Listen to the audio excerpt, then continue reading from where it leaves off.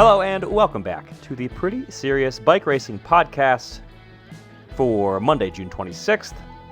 We are less than a week out from the 2023 Tour de France. It's that one bike race that people you know have actually heard of, even if they're not into cycling. It's very exciting. It's a very exciting time of year. And we are going to talk all about the contenders for the Tour de France, and also people who are going to be contending for stages, people who will be outsiders for the title. There's lots to talk about with only a few days left before the biggest race of the year. We're also going to do a little bit of just a quick talk about nationals and maybe some takeaways from the Tour de Suisse women. Joining me this week, as ever, bike racing analyst extraordinaire, Cosmo Catalano. Cosmo, welcome to the Mountain Time Zone again. Good to see you. Good to be here. Sunshine, dry air. Not complaining. And not quite the other side of the world, but pretty close. Very far away from us right now. Abby Mickey, you're 9 hours ahead, so you're pretty close to halfway across the world. From Latvia, the host of the Wheel Talk podcast. Abby, how are you? That sounds really far away when you say it like that. I mean, it is. Yeah, it's almost night where you are. It is night. Yeah, well, it's still bright, but I guess sun you're like near the North Pole, so yeah. Yeah, the sun sets at like 4 o'clock a.m., so. Yeah. Well, we are going to be talking about our picks, our outsiders. I can't wait to have Cosmo actually make a pick because I know it's his favorite thing to do. It is now because my last one was good. There we go. All right, we'll see if we can keep the streak alive. And yeah, lots of Tour de France talk. We had a Tour de France route breakdown on the Placeholders podcast the other day. So if you are into getting all of your Tour de France pre-race analysis audio style, then go listen to Placeholders. You'll get a pretty in-depth breakdown of all of the 21 stages of the men's Tour de France. And we are to talk about today the riders, the start list, at least as far as we know it, as of a few days before the race. All right, so before we dive in today, I have to tell you, I really want to tell you, listeners, about Escape Collective. We are a part of the podcast network, and the Escape Collective is member funded. That means that people like you, listeners, are what keep the Escape Collective going. And if you're not a member, then you should go become one. Head on over to escapecollective.com/join and become part of the community. And while I'm on the subject of members, we are thanking our lifetime members on the podcasts this week, next week, the next few weeks. So let's do it today. We've got 5 people that I wanted to give a quick shout out to: Lee Chung, James Hosking, Felix Carticello, Dave Robbins, and Melissa Ix. Thanks so much for being lifetime members. Couldn't do it without support from folks like you. Again, head on over to escapecollective.com/join to become a member. All right, before we dive into the Tour de France, I really wanted to do a little bit of a breakdown of what happened in the final few stages of the Tour de Suisse. The last time we talked, we were about halfway through the race, and we have Wheel Talk host Abby Mickey on the show. So, Abby, just really quickly, what were the big takeaways from this race? I think some of the big takeaways is just that ST Works, even if it's not Demi Vollering or Kopecky winning, they still can win with any rider. I mean, the overall and the ITT stage 2, was won by Marlon Reusser, another obviously top rider on that team, but they won 2 other stages that week. You talked about the first one being won by Blanca Voss, but they also won the final stage 4, with Niamh Fisher-Black, her first World Tour win. So it was pretty awesome for any fan of Niamh Fisher-Black, of which the Wheel Talk podcast is 3.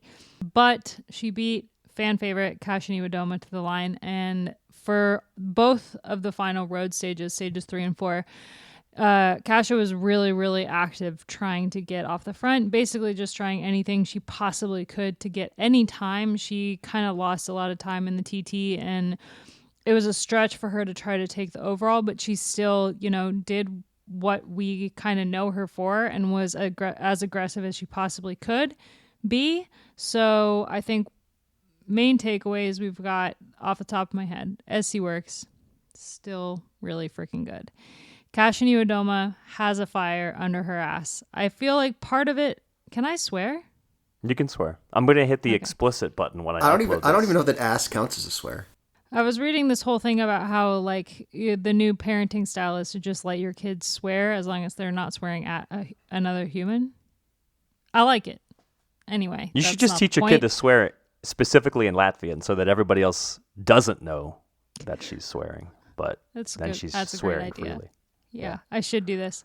So yeah, Kasia really wants to win. And going into the Tour de France Femme avec Zwift, where she was third overall last year, I think that she's really targeting that race. But she, interestingly, has some inter-team competition for the first time ever in Chloe Dygert, who just won the road race and time trial at the U.S. National Championships, won her first World Tour race at the Ride London Cycling Classique, and is going to be a contender for the Tour de France Femme avec Zwift. So an interesting development with Kasia riding so well kind of in the road race portion of Tour de Suisse and not in the time trial, and how that will be flipped when it comes to Dygert when we're talking about the Tour de France Femme avec Zwift.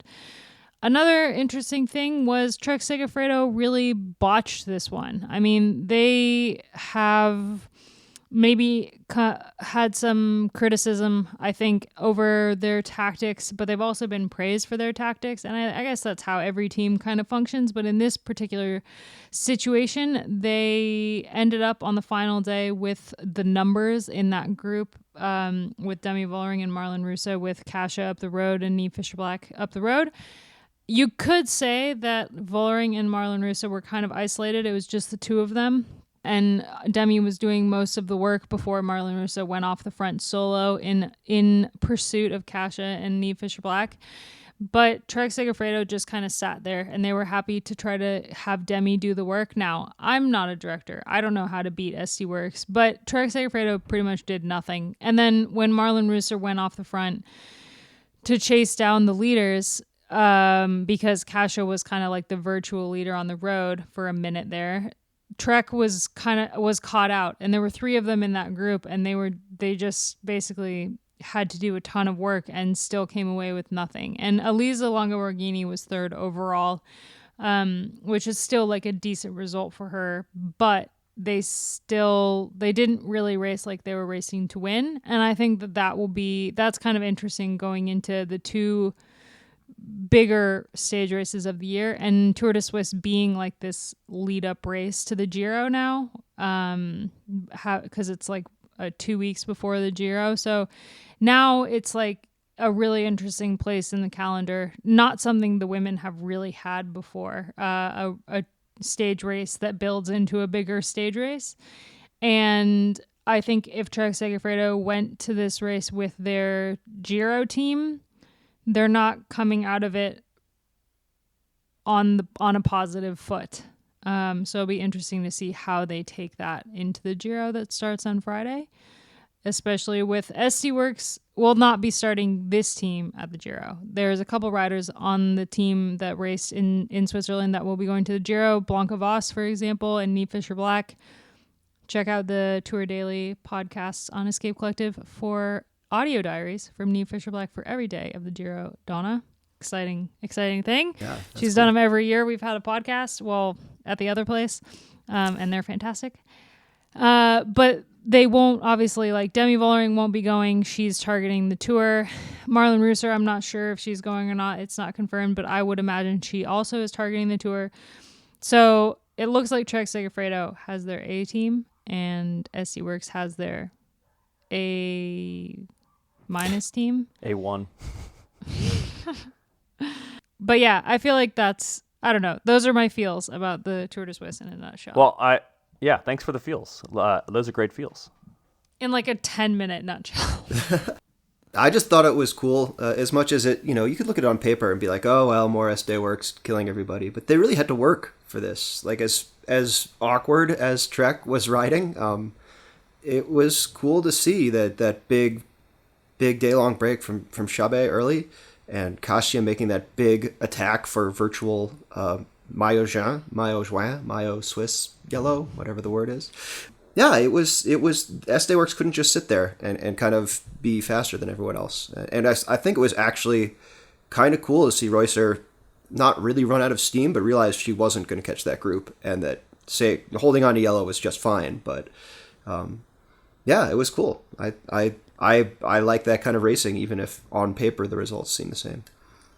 And on the final stage, it was also clear that Kasia and Neve, who's an amazing climber, better climber than Kasia, but like she was gaining time on Marlon on the climbs. And so I feel like it definitely, I don't know if I said this in my like post-race report-ish on the site, escapecollective.com, that Kasia may have like exposed some cracks in SD Works. And I don't know if that's necessarily true. It might be a stretch, but I feel like she definitely tried. And what else can you do when you're up against a team as strong as them? They're just like, they are like nearly unbeatable. They got beat only on stage 3. And it was just because they just didn't win it. It wasn't like anything went wrong. They just didn't win. And it was because Eleanor Gasparini won for UAE Team ADQ. But other than that, they would have taken all 4 stages of this stage race for the, I don't know, 3rd time this year they've won like every stage of a multi-day race. And so it's, yeah, they just didn't have like a poppy rider here. Blanca Voss was amazing on stage 1, but it was a little bit of like a fluke. Like I wouldn't put her as a top sprinter up against someone like Arlena Sierra. I think a lot of her win was positioning from Marlon Russe and Vollering on the first stage. And on the 3rd stage, they were playing a little bit more defensively. They really had to do a lot of work in the final kilometers of that stage to bring back Urska Zigart, who was off the front solo. And behind Urska Zigart, there was a group of riders that included Kasia Niewiadoma that was like really making more of an impact on the race than a solo rider off the front. And so I think, yeah, the 3rd stage they lost because they had to protect the overall, but they still won 3 of 4 stages. Well, Abby, you mentioned Chloe Daggert winning an American national title. By the way, she won time trial and road. Let's just do really quick jump over to the nationals talk and just try to highlight any big takeaways for me. And I'm not just saying this because you're here, Abby. Awesome weekend for Trek. I'm looking across the board. I think part of it is that they have a nicely international team, so they can go around winning a bunch of different national titles. They just have the variety of international riders to do that. Tom Skoinch, of course, winning Latvian TT title. Congrats to Toms for that. He also he was 3rd in the road race. 3rd. Yeah, but Emil's leaping. And Emil's kept the jersey. Yeah, exactly. So, also I saw that Toms went to McDonald's after. That was nice. And then across the board, Matthias Skjelmoza, one of the many other national champions, Emmanuel Gebrek-Xavier, Elisa Longo-Borghini on the women's side. Yeah, bunch of national champions for Trek. So, nice job to Trek for grabbing all those jerseys. Not too many huge surprises. Remco Evenepoel's ride at Belgian Nationals was pretty strong. Won the road race there. One of the things that he had not yet won. Fred Wright just won the British national title on the men's side. Seemed to be an emotional moment for him. On the Slovenian front, it was one of our few chances to see. Well, Urska Zigart won the women's TT title, and Urska Zigart's boyfriend won the men's TT title and the road race. And that's actually the first time that we've really seen said boyfriend really doing much since Liège 2 months ago. And we're going to talk a lot about that fellow. But on the women's side, there was a couple national championships that they just like feel right. Like, you know, when it's a rider who you're just like, yes, I love to see you wearing your flag for a full year.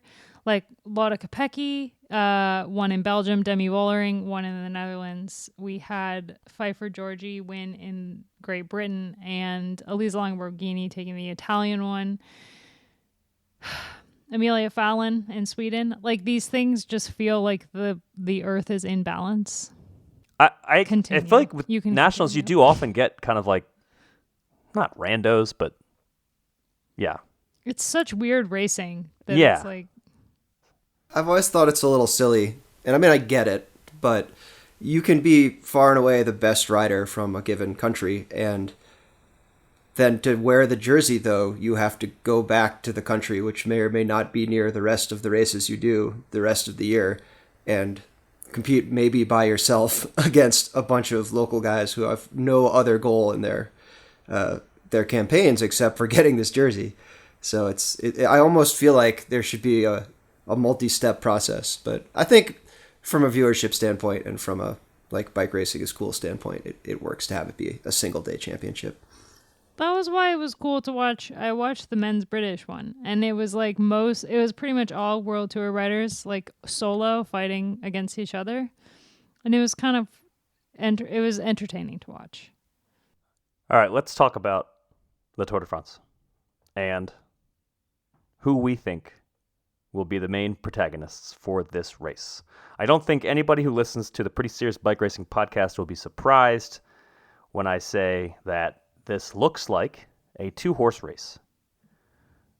Which, hey, that's a lot better than a lot of other Tours de France, which were a 1-horse race.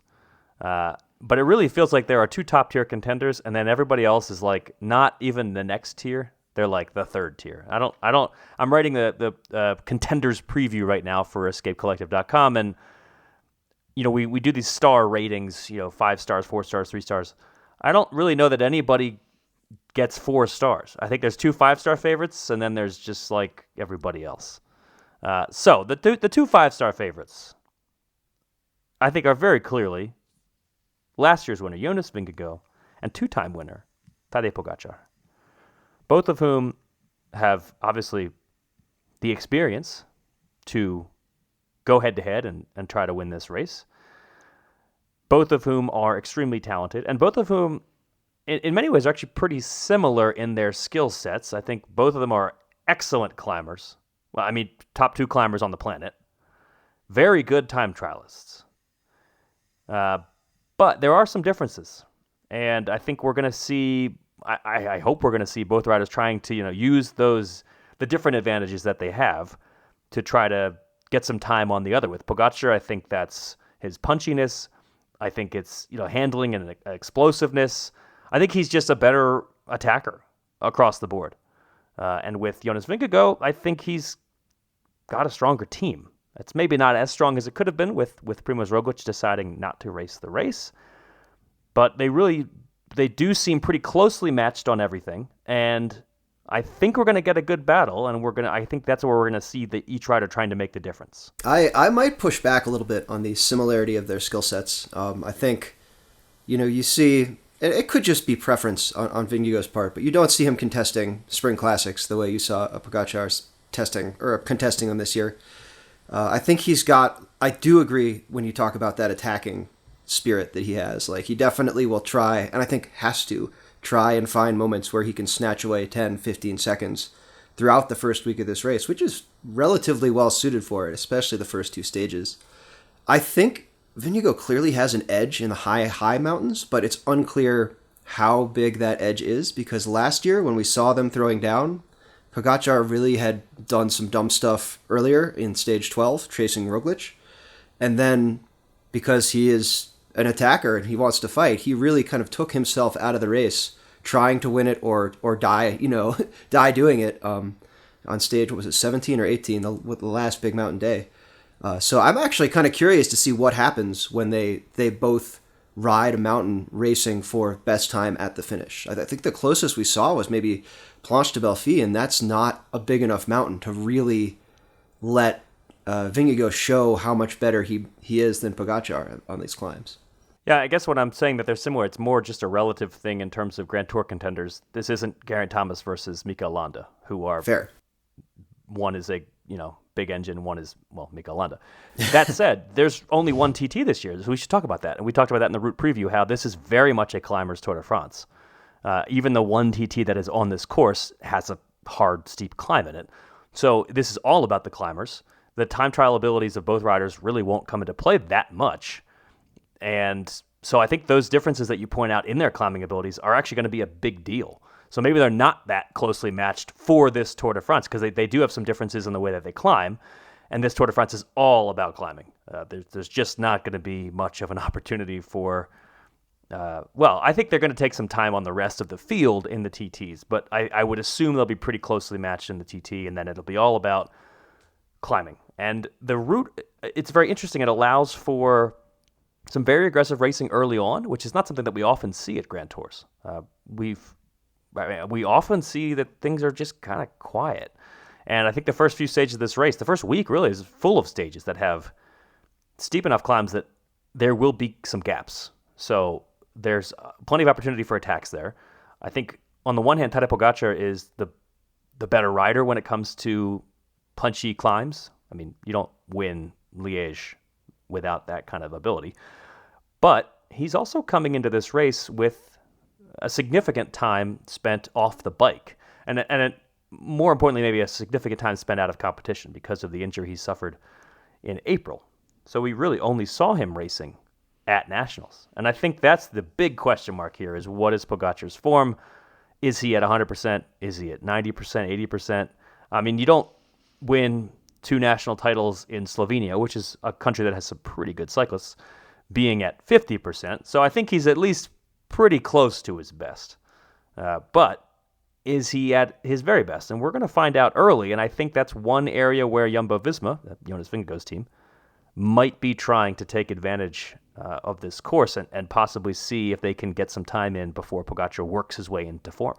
Might have to push back again about the form bit with Pogačar, just because, he won the time trial by 5 minutes. And earlier this year, in his early races, was the Jean Paraiso, the kind of Spanish Strada Bianca, really just his first race of the season, first European race of the season, just rode away from everybody.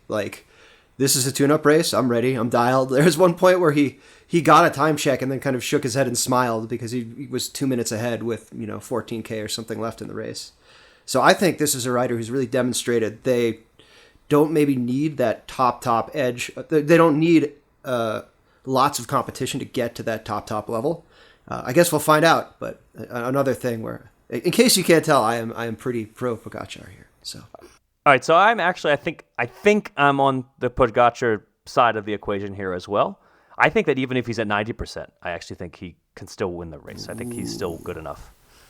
Abby, we know because I asked you beforehand to set up this head-to-head, that I think of the two, see Vingegaard as the more likely winner. And because this is 2023 version of Sports Talk Radio, I think we got to go head-to-head here. Why do you think Jonas Vingegaard is the more likely of the two riders here to win this race? He won last year's Tour, and I think that just kind of solidifies in his own mind that it's something he can do. And I think that he maybe wasn't the most confident last year. So coming into this Tour, I think he does have a little bit more confidence, but I think he also worked on some things that would... that Pogačar is better at. For example, his explosiveness. If you watched him race the Dauphiné and even Basque, he was incredibly attacky. He was really aggressive, not really the Vingegaard that we have seen before in the past. He was a very different rider, and he was really keen to animate the race, and that's not the same guy we saw won the Tour. So I think that he's ready for what Pogačar is going to throw at him this year, and he's worked on it. And mentally, I think he's in a better place than he's ever been, having won the Tour and kind of dealt with what that means, and what it means for him in the moment, what it means going forward in his career. And so I think, given how he rode at the Dauphiné, where he was really a head and shoulders above everyone else, and going into the Tour, I think he has a better team around him, a better support system, and he's a bit more of a stable guy. Like, he's not going to do anything dumb and attack at stupid points, but he clearly has been working on the explosiveness to be able to follow Pogačar if he does do something dumb. That's a very reasonable argument that you make. So, Cosmo, do you have a rebuttal? And if so, can you like shout it and like be a little angry? Because I just feel like that's what people want, right? I can get that level of anger for like dumb administrative decisions, but honestly, it's not a bad take. Like, Vingegaard has looked outstanding this year, but he's been outstanding at stuff I think he's already outstanding at. He's done a lot of like, he's been attacking, but he's been attacking in terrain where he's already been good. You know, he's never looked bad as a descender. He looked fine descending. He seems like he's ready for the mountains, but I think there's a type of racing, a type of pressure that you get in the classics that is the only thing that kind of comes close to that first week of the Tour de France where everything is crazy. And to come into the Dauphiné and smack everybody around is very different than to show up at Mini Classica San Sebastian and keep your head on straight as crazy attacks are going and strong riders are getting away. And I think Pogačar, because he has that classics experience and has done very, very well there, can get together with a lot of guys he knows and has ridden with and tear the race apart. And, you know, Jumbo-Visma is a very strong team regardless. But I think Kruijswijk is out, right, for the Tour because he has a broken collarbone. You have Wout van Aert will probably be invaluable in that first week. But you know, if he's leaving the Tour when his wife starts having a kid, that is something that could happen on stage 20, or something can happen on stage 1. I think if you are, I hate to say this as a parent, but I think if you are fully committed to your tour leader, you're going to be committed to your tour leader regardless of when childbirth happens. So I think Jumbo is strong. There's no Kruijswijk, and Wout is on baby watch. So maybe those things could both put a serious dent in Vingegaard's chances. I still think there are openings for Pogačar. Okay, first, Cosmo, that was a highly respectful and logical argument. Again, I don't know how we're going to be playing clips of you saying that, Abby's take is trash if you're going to be so respectful, and that's just not going to play here. It's because it's not trash. It's a really good take. On Sports Talk Radio. Abby, rebuttal, go. I respect your take. I think that you make some really good points. Abby, come on. You don't respect Cosmo as a person. You don't. The classics are respect his dumb. take. No one knows about the classics. No one cares about the classics. But the classics are really, really different from a 21-day stage race. And if Pogačar is going to race this race like the classics, then he's going to lose because you can't race like that for 21 days straight and win the race in the end. You could win a bunch of stages, but that's not the yellow jersey.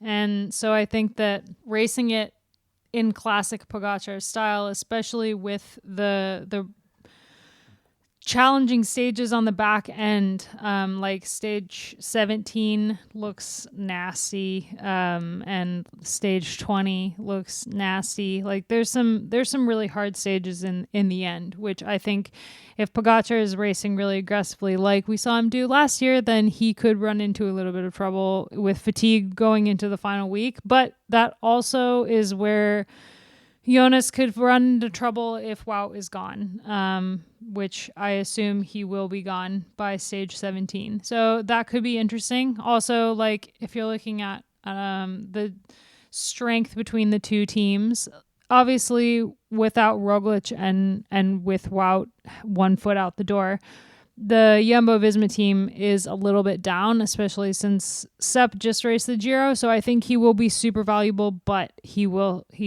also just raced the Giro.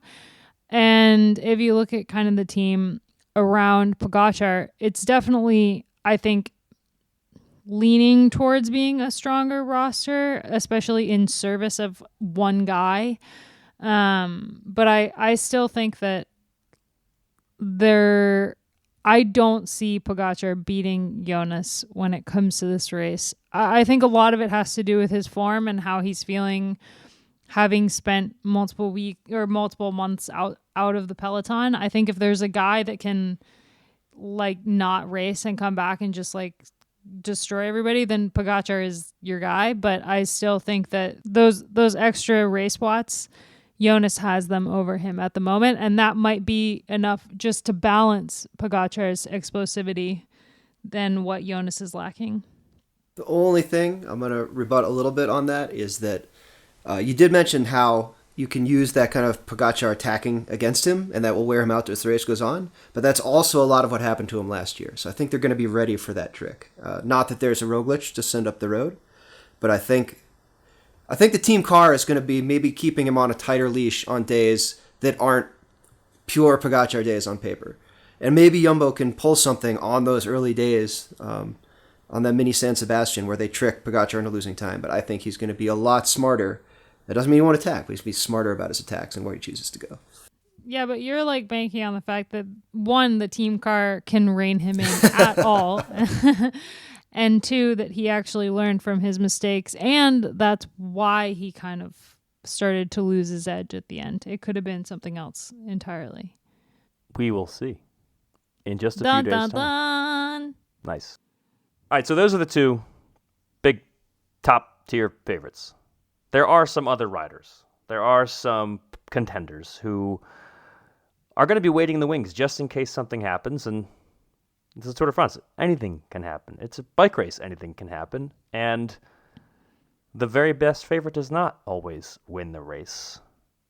There are some dark horses. Cosmo, I think your dark horse is probably the best position. Certainly one of the best positions. The best dark horse. Who you got? Who's your... I'm picking Jai Hindley. I'm only picking because Dane made me pick a dark horse pick. That did happen. But I will say his Grand Tour win was very, very clever. He was very smart. He kept his head low and waited until the one day. He waited. It was like he was, waiting for that perfect gambler, waiting for that perfect hand, and just put everything on it and snuck away with the race in the kind of closing days. And if we see Pogačar and Vingegaard really wail on each other over all these mountains kind of throughout the race, because I think there are 3 mountain-ish stages in the first week alone. They finish on Puy de Dôme before the first rest day, which is an absurdly steep climb the Tour hasn't done in 30 years, 40 years, a long time. There might be an opportunity for someone that calculating and smooth, who's been out of the spotlight and been keeping his powder dry, to do something tricky. Yeah, I think the odds makers tend to agree that he's sort of the next man up. A distant third to the first two. But of anybody, he as a recent Grand Tour winner, as somebody who has targeted this tour, he's a rider who, if something goes wrong, if there's a catastrophe for Vingegaard or Pogačar, he certainly looks like a potential contender to win the race. He did beat some pretty big names at the Giro that he won. Other people kind of at that sort of second tier or third tier, if you just want to say there's no second tier, there's like Enric Mas, Richard Carapaz riding for EF, brand new team, and I think he may be somehow a little bit flying under the radar since he's not at Ineos anymore. I think at Ineos he would always have a little bit of attention on him. David Gaudu over at Groupama FDJ, who knows what he's going to be capable of. But all 4 of those riders, Hindley, Enric Mas, Carapaz, and David Gaudu, they're all going to be very happy with the route, because I don't think any of them are going to be able to beat Pogačar or Vingegaard in a race that has more time trials. So they're going to be happy with that. I'm curious about Gaudu, because usually, I'm a Gaudu believer, but if you just kind of look at his results in the last couple months, he was 4th at Basque, which isn't bad, and 2nd overall at Paris-Nice, also not bad, but he DNF'd all 3 Ardennes, and he was 30th overall at the Dauphiné. And I just don't know how I feel about him going into the Tour. Yeah, I actually feel like basically all of these riders, there's like some up and down form going on, where they were great at one point and then they weren't, and it's just hard to say what we're going to... But yeah, Gaudu in particular definitely had some... Oh, yeah, he wasn't that great moments over the past few months. And that's why he's not tied to Pogačar and Jonas Vingegaard. He beat Vingegaard at Paris-Nice, but that was in March. Yeah, he was awesome there. Some months since March. It has. Yep. So, Mark Matteo, last year's tour, doing the Tour de France Unchained, he sets up this whole storyline. It's all his thing, where Gaudu is going to be the main contender. I and see where you're going with Pinot this. is going to be the not main contender. Take the pressure off Pinot So now on his final season, Pinot can come in totally under the radar and win a Tour de France. Yeah. Wouldn't that be amazing? And if Groupama FDJ does not deliver, AG2R Citroën will be there to potentially propel, well, a non-Frenchman, but at least it's a French team, to the win. Abby, why do you like Ben O'Connor so much for this race? I love Ben O'Connor, and for this race in particular, he just finished third at the Criterium de Dauphiné behind Jonas Vingegaard and Adam Yates, so ahead of Jai Hindley. So he's at the moment, in theory, on good form, and I think that he has proven that he's quite a mature rider, and going into this tour, I think he's got a lot of elements that in his favor that he kind of just needs to piece together. I like his team for this race. I think that he's got a pretty strong team around him, especially Felix Gall, who had an incredible ride at the Tour de Suisse. I think that, I'm curious to see how the rest of the team is going to be able to support him, but there's some good guys on there. There's a couple good Belgian guys. Obviously, Greg Van Avermaet is an incredible captain on the road for them, and I think he's got a lot of pieces. He just needs to put them together. But I think overall, I'm really excited about how he could do at the Tour this year. I'm going to give a quick shout out to my sort of fringe pick. He actually rides for the same team as one of the two favorites. And I think he's going to be a little bit under the radar as a contender. And if they're smart, maybe they'll try to, send Adam Yates up the road. He did just finish second to Jonas Vingegaard at the Dauphiné. He won the Tour de Romandie. He was a distant second at the Dauphiné, but the Tour is a little farther out, so maybe he's just working his way into shape. He's a rider who has always been talked about as, a big Grand Tour guy. Hasn't quite delivered on that promise, but I can tell you one thing he did do is win San Sebastian in 2015. This race is going to be going on those roads. Interesting circumstances in which he won the race that year, whatever, that's fine. I think he's got the punchiness to maybe surprise the people in the first week and possibly take advantage of an opportunity to try to put pressure on Jumbo-Visma. You never know. I really like that pick. I think he's got a similar, some people I think would be criticized racing for second, but he's very smart about when he makes efforts in these races where he's not winning, but he's finishing second, and he's finishing second because he's smart about it. And, all it takes is one blown corner, one overlap of wheels, and that racing for second is suddenly you protecting what turned into your GC lead in the last week of the race. Yeah, I think he has the racecraft to potentially to be up there. It just kind of depends on what happens with his team leader, with Jumbo, etc. I also like his brother. I do think Simon Yates over at Jayco has a chance. And then lastly, let's give a shout out to Matthias Skjelmose, who a month ago I wouldn't have really thought about as an outsider for the Tour de France. And now I think he's like a legit, third tier guy. The sky seems like the limit for him. He's so young. He's only 22. He was incredible at the Tour de Suisse. He just won the Danish road race title, by the way. I don't really know what to expect from Skjelmose, but I have learned not to underestimate him in the last month. And so I'm really looking forward to seeing him, giving it a go at his first ever Tour de France, seeing what he can come up with. We just don't have enough to go on in terms of what to expect, but the form was absolutely there at the Tour de Suisse, where he was able to, surprise everybody. I think it's fair to say it was a big surprise to see him win. And, looking forward to seeing what he can do here at the Tour de France. I think for Skjelmose, I'm interested to see how the team kind of uses him, because obviously coming off of Tour de Suisse, it would be hard for them to look at how he rode there and how he's currently riding and not be like, okay, we want him to try to go for GC. But their team is not, I don't know how much they could support a rider for GC. They've got Ciccone on there, but he will have his own ambitions. Tony Galopin is an amazing captain and climber and would be a good asset for that. But the rest of the team, one Pedro Lopez, obviously, but Jasper and Mess and Alex Kirsch, they're all going to be on the stage hunt. And I think Ciccone could fall into that as well. So when it comes to Skjelmose, I'm curious what the heck they're going to do with him. If they're going to try to let him like surf into the GC on his own with limited assistance from the rest of the guys, or if they're going to be like, okay, scrap the plan, we're riding for this guy. I think there were a couple of times this spring where Ciccone and Skilmosa didn't quite seem to be on the same page in terms of what the team plan was.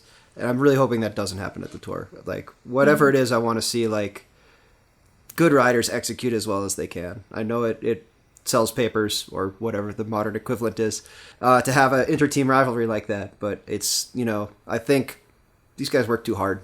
Everybody in cycling works too hard to have that be the main headline. All right, lastly, in the GC conversation, I really quickly want to talk about the team that has won this Tour de France, this race, a billion times recently, but probably isn't going to do so this year. They are bringing Egan Bernal to the Tour de France, the Ineos Grenadiers, at least according to all reports. I'm really excited about that. I think I've been very clear that I can't wait to see him get back to his best. I really hope that he does. And I'm very excited that he's going to be finally back at the Tour after his horrible injuries last year. They'll also have Tom Pidcock. The sky's the limit for him, too. Who knows what to expect from him? He certainly won a pretty climby stage last year. And I think this team does see him as a GC rider for their future. So they bring a pretty good team. Also, Danny Martinez. Yeah, they're certainly not the favorites that they would have been 5 years ago, but Ineos does have some talent at this race, and we'll see what they can do. All right, let's talk about some of the stage hunters and maybe the other jerseys. The sprint field, to me, looks like, first of all, it's a pretty strong sprint field. Second of all, I think it's really exciting that maybe a decade ago there was always this like top three riders of who we could just expect one of them to win everything. That's really not the case anymore, and it feels like things are a lot more wide open. It does, to me, feel like the favorites are probably Fabio Jakobsen, and Jasper Philipsen, Jasper Disaster. Looking forward to more Unchained excitement on those storylines. And then, Dylan Groenewegen looks pretty good in Slovenia. There's Caleb Ewan, who's, I think, a little bit more versatile. There's Wout van Aert, who can win. I mean, I think Wout van Aert will be like among the top 5 favorites for every stage in this Tour de France. And he would be a shoo-in for green, I think, if we didn't have the prospect of him planning to possibly leave when his second child is born at some point in July, as expected. Mathieu van der Poel is there. Mess Peterson is there. And, of course, Mark Cavendish. Will he be able to break that Tour de France stage wins record? I think it'll be close. I think he's going to be able to do it because it's, like I said, a pretty wide open field. We'll see. There has been a request at the event that I am at that we discuss green skin suits and whether or not they are acceptable, specifically with reference to Wout and his extremely green skin suit last year. Okay, well, I fall in the camp of it's one of my favorite looking kits there is. So I like the kit, the skin suit, the green from neck to really. I love it. That's a lot of green. He looks like a spaceman. I love it. Okay. It gives him wings, Cosmo. Yeah. I think that a little bit of styling, and I know they probably have limited ability around what the leaders' kits look like, but some sort of visual element to add some shape other than just green and human body would be lovely. Yeah, all right, fair enough. I think the green jersey battle is going to be really interesting this year because if Wout van Aert does leave the race, things suddenly become wide open. I think you got Jakobsen and Philipsen as possibly the two best sprinters, maybe contending for it. Mathieu van der Poel is an option. Caleb Ewan is a bit more versatile. He might be in the mix, tends to be up there. Yeah, I think that the green jersey battle will be really interesting if Van Aert is out of the race. And if he's not out of the race, I would assume he's going to run away with it. It is interesting in Tour de France Unchained when they debuted the Jasper Disaster nickname that the directors were specifically like, we need to get rid of that, and now it's going to stick with him forever because it's actually kind of an awesome nickname. I think if he keeps winning, it will be like a great thing. I'm sure they'll come around on the idea if he keeps winning and it becomes an easily marketable thing. Yeah, I'm looking forward to seeing Jasper Disaster possibly causing some issues with his own team and then having a dramatic victory or two here and there. And then lastly, the sort of maybe the more climbery intermediate stages, who we're going to watch on those, I think that conversation also dovetails into the KOM battle, because it's going to come down to probably Vingegaard, Pogačar, and whoever gets into the most breakaways in the mountains, which is often, the GC riders that we just talked about, the ones who kind of fall back a little bit. Those guys tend to be up there. I do think Giulio Ciccone is another one who's really interesting to watch for that. Obviously, he has some experience of fighting for mountains titles, having won the Giro Mountains title. Just won a stage at the Dauphiné. Awesome climber is Ciccone. I think he's a real threat for that. Other riders who will be in the mix on the lumpier stages, Julian Alaphilippe is a big name to watch, particularly early in the race when there are some San Sebastian-style stages. That is his thing.